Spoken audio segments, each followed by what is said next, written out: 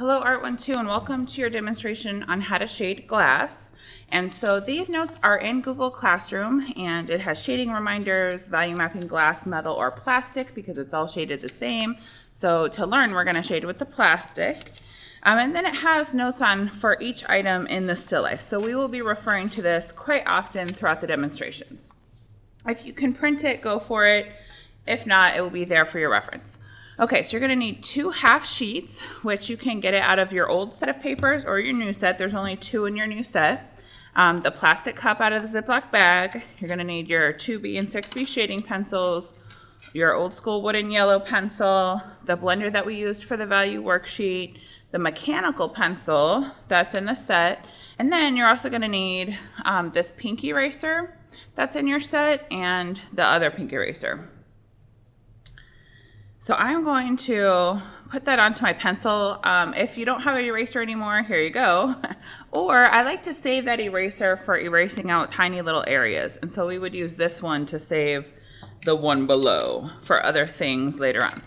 Okay, so I'm going to set up with my cup on one of the half sheets of white paper. And my angle that I'm looking at is more like this. But from your view, it's slightly different. So you want to push that like a little bit further away from you. And then we're actually going to draw on here. So I'm going to zoom in to like my drawing itself. But just know that my viewpoint is kind of like this, where I can see like a space between the rim and the bottom. And I kind of angled the white paper just for visual interest. Okay. Let me go a little bit more angled. All right, there we go. Okay, so the first thing is blocking in, and you want to draw the cup pretty big on this paper. And so what I do is if this is sitting out in front of me, then I just kind of close one eye and I trace this opening. And so this is called an ellipse. So it's a circle, but it's in perspective. So it's called an ellipse. And so you kind of trace it for some muscle memory and to kind of show your brain like what is that shape. So is it like a super tiny ellipse like that? Is it a bigger ellipse like that? Or is it kind of in the middle like mine? So that is your first step.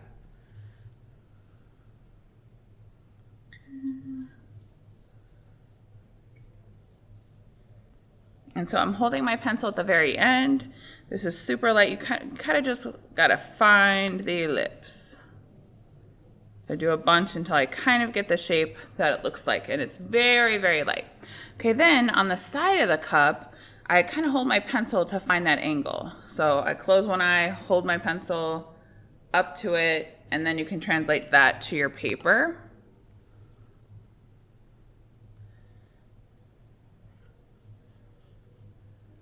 Double check.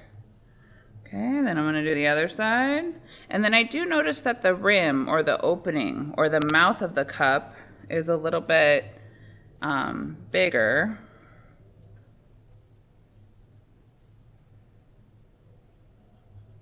Okay, so I have my angles.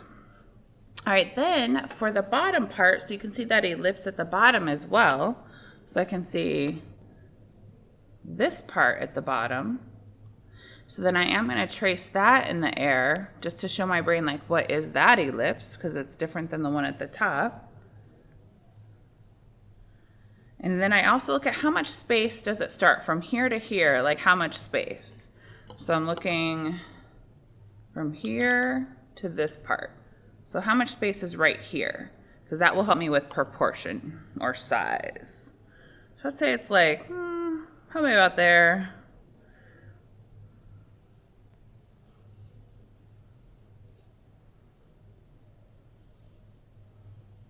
Okay, so now I've blocked in my cup. And then I'm going to clean up my lines and refine, and then we're going to go back and add detail. So I'm going to start with the rim at the top. I feel like all this stuff in the inside I don't really need. Also, you guys, try not to touch your paper all over the place. I'm trying to only touch on the side because obviously we're going to be shading and we don't want fingerprints all over the place because it is part of your grade. Craftsmanship, always, always, always. Okay, so I'm going to clean up the inside of that. I feel like that outside line is a good one. I feel like the inside line's a little bit better over here. And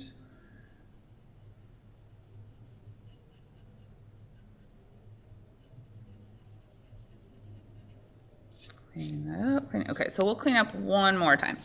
Okay, so then I want you to notice that the rim has a thickness to it, like it has like a double layer of plastic. So we're gonna draw that with their thickness.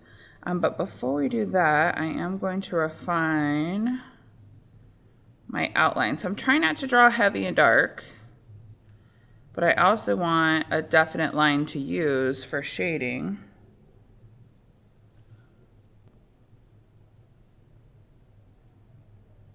Okay, so I have a single line. Now I'm gonna go back, and actually I feel like this side needs to get adjusted a little bit. I want it to match this side. I feel like it was a little bit wider.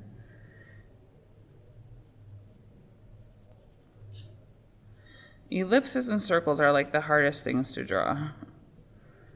If I can ever trace them, I usually just trace them. Okay, so then I'm gonna go back and add the width or the thickness, like this part, like this thickness part here. And then we're also gonna add that double line for the ridge.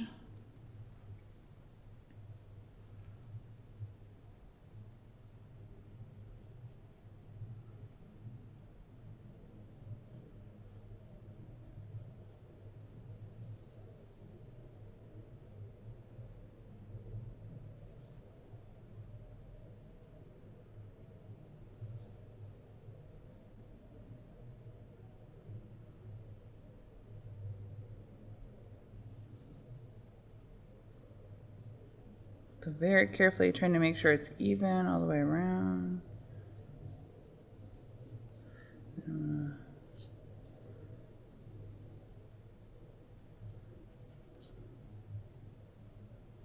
Remember, you're drawing super lightly so you can erase.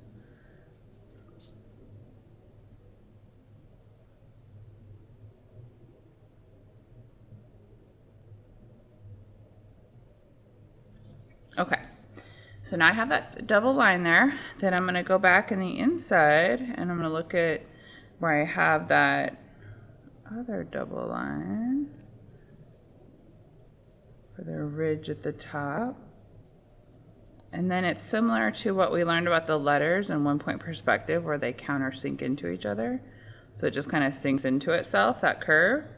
And I can barely see the one here. Like, it's a little bit less obvious.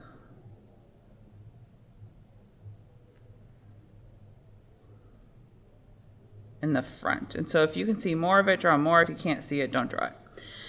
Okay, so then at the bottom, same thing, where the bottom piece, like there's this part at the bottom that's a little bit smaller, like so it like steps in right there.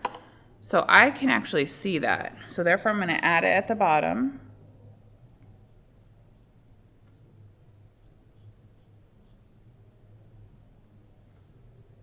Okay, so it slightly steps in, ever so slightly, and then I have like the thickness at the bottom to draw. Okay, and then I see, so that's this ring. And then I see the double one in the background. So I'm literally seeing this, like, but in the inside.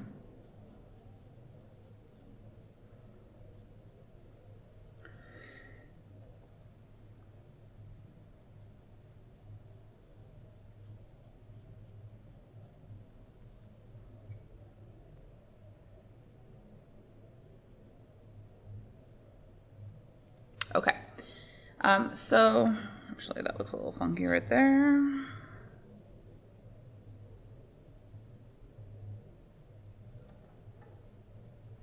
All right, so it's not perfect, but we're gonna do a lot of shading and refining, and we'll clean it up towards the end. So the one thing is that you need shininess on your plastic. So I have shininess from the lights in the classroom. You can actually see the reflection of the light above me. So you want to put this by like a window, or you can turn on a lamp or have a light from above and whatever room you're working in. So you definitely want like light kind of shining on it. So yours will not look exactly like mine. What I really want you to do is look at your actual cup. Okay, so for the notes, the first step was block in the object extremely lightly with shapes, add the contour line, refine. Okay, we did that. Step 2 says draw what you can see through the object, fabric, the table edge, or another object.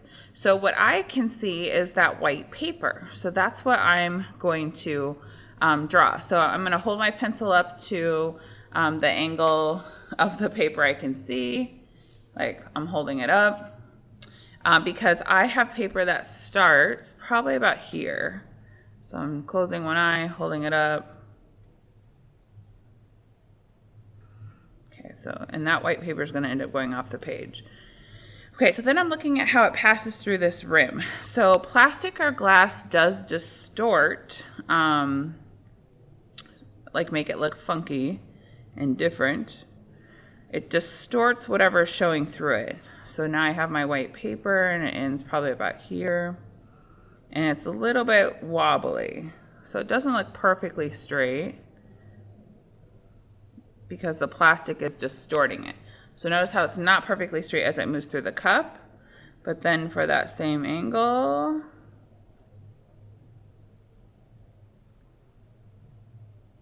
I can use my ruler actually.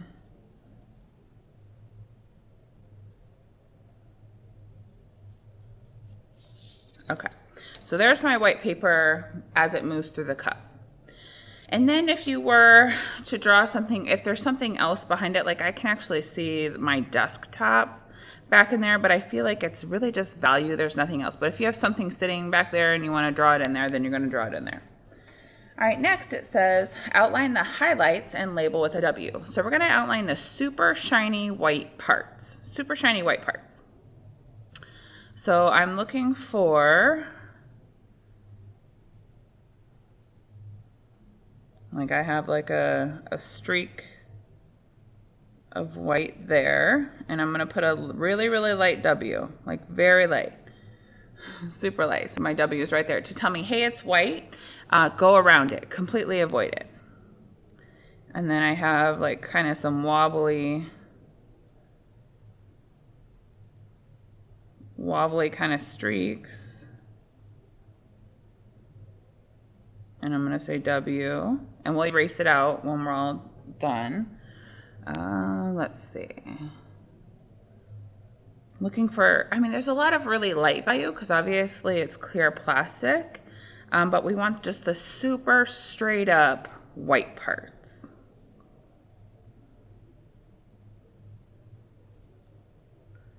It looks like I have like a really thin streak there. In the rim, I do have a couple of areas that are just white, but if it's a tiny little line, we're just going to use the eraser to erase that out. So those are the super shiny white parts.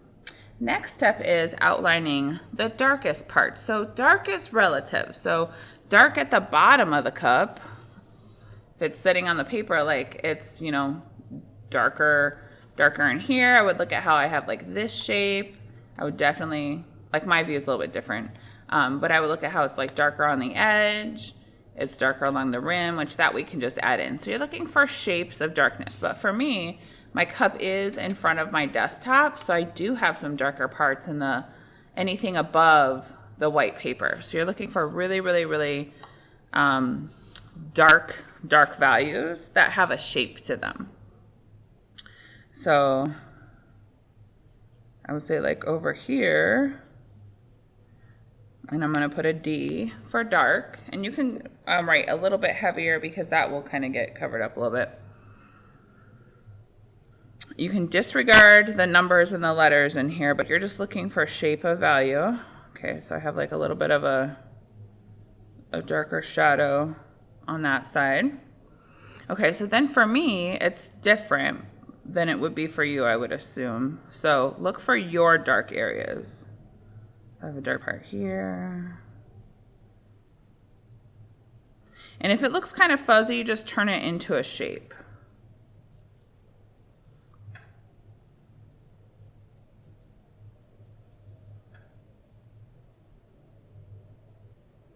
So this is like the reflection of the desk happening.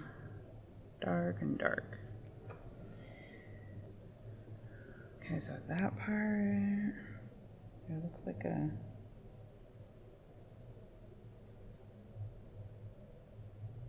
a dark area in there.